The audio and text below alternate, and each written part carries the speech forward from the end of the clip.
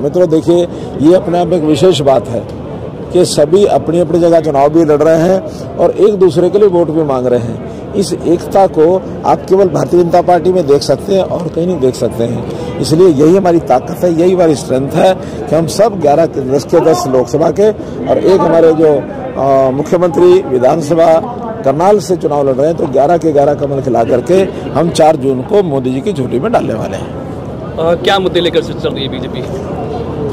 देखिए, सुशासन के नाते या मोदी जी के जो 10 साल की अचीवमेंट्स हैं, वो सब कांग्रेस की 55-60 साल की जो अचीवमेंट्स हैं उन पर भारी पड़ रही हैं। बल्कि 55-60 साल में जो कांग्रेस ने जिस प्रकार की समस्याओं को उलझाया है, उन समस्याओं को सुलझाने का काम भी भारतीय जनता पार्टी कर रही है। उदाहरण के रूप में नेहरू जी ने स्वयं इस जम्मू कश्मीर की समस्या को उलझाया।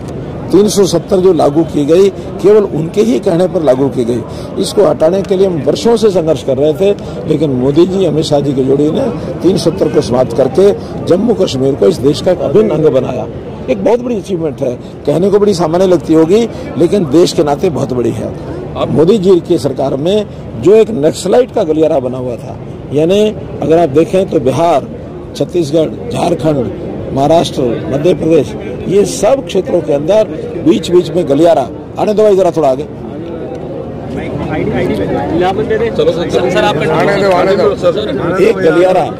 एक गलियारा जो बना हुआ था, उस गलियारे के कारण से कभी ऐसा लगता था कि कहीं ऐसा ना हो कि देश 2 हिस्सों में ना बट जाए। लेकिन उन्होंने नक्सलाइट्स के साथ अपनी टीम के माध्यम से, अपनी जो सिस्टम है उसके माध्यम से बातचीत की। आज मैं कह सकता हूं कि सभी जो नक्सलाइट्स हैं उन्होंने सरेंडर करना शुरू कर दिया, और सरेंडर करने के साथ आज देश, उसकी एकता मजबूत हुई है। नॉर्थ ईस्ट के प्रांत जिसको मैं कह सकता हूँ, उसमें नागालैंड है, मणिपुर है, मेघालय है, मिजोरम है, आसाम है, वहाँ के लोग तो अपने आप को इंडियन कहने में भी संकोच करते थे। आज सब लोग देशभक्ति का पाठ पढ़ करके और आज वो भारत की मुख्यधारा में आ गए हैं।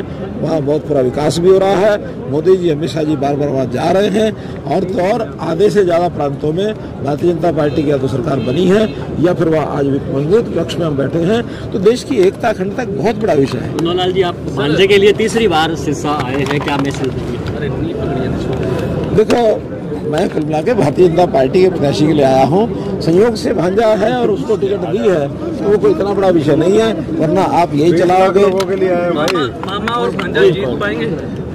मामा और भांजा दोनों हमारे 10 के 10 लोग जीतेंगे लोकसभा में, और मुख्यमंत्री हमारे विधानसभा जीतेंगे। मैंने पहले ही कहा, 11 की 11 सीटों पर कमल खिला के मोदी जी की सरकार देखने में आता है कि मामा भांजा की बनती नहीं है, लेकिन यहाँ खूब बन रही है। देखिए, वो मामा भांजा जिनकी आप बात करते हैं, वो सदियों की बात हो गई है, और सदियों में ऐसा विषय नहीं है। मामा भांजा का प्यार भी बहुत होता है जब होता है, ठीक है ना। इस प्यार के नाते सब दलीय विधायक बीजेपी का साथ छोड़ चुके हैं, कांग्रेस को समर्थन दे चुके हैं। अब जो राज्यपाल को भी लिखा गया है, खासकर दुष्यंत चौटाला और कांग्रेस की तरफ से लिखा गया है कि विपक्षी पार्टियां हैं, उनको जो चीजें लिखनी है लिखें, उसमें असर नहीं पड़ता है, क्योंकि उनका जो गणित है 30 और 3 जमा 33 करते हैं।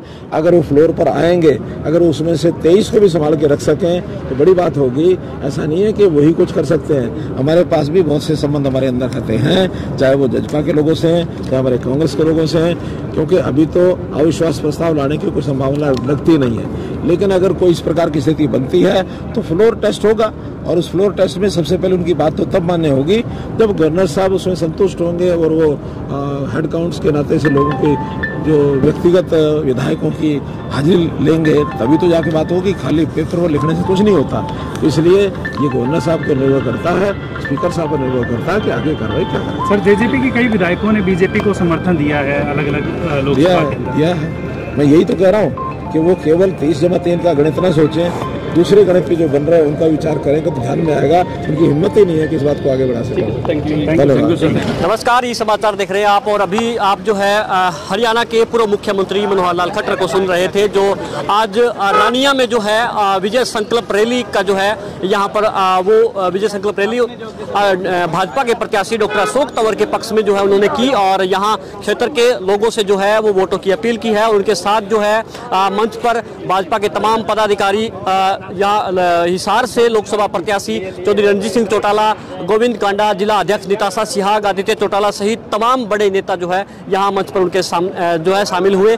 और ये आपको कहें कि सिरसा में डॉक्टर अशोक तंवर के पक्ष में पूर्व मुख्यमंत्री हरियाणा मनोहर लाल खट्टर ये तीसरी जनसभा जो है वो कर रहे हैं, तीसरी बार यहाँ आए हैं और उन्होंने आश्वस्त किया है कि भारतीय जनता पार्टी का प्रत्याशी अशोक तंवर जो है यहाँ से भारी बहुमत से जीतने जा रहे हैं। और इसके अलावा उन्होंने विपक्ष के सवालों को सरकार के अल्पमत पे होने की बात कर दी, उन्होंने अपना जवाब दिया।